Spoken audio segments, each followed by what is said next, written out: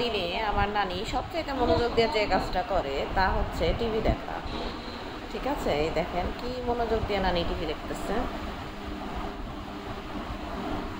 নানি, এই নানি, খাওয়া বাদ দিয়ে টিভি দেখো গে? তুমি খাওয়া বাদ দিয়ে টিভি দেখতেছো গে? জলদি খাও, জলদি খাও, তাড়াতাড়ি খাও। নানির ফেভারিট খাবার হচ্ছে মিল্ক শেক। নানু এটা মিল্ক শেক খাচ্ছে বাটিতে করে। আর দেখেন আমার নানির হেয়ার স্টাইল দেখেছেন, কি সুন্দর, কি সুন্দর চুল। নানির চুল দেখে তো আমারই হিংসা হয়।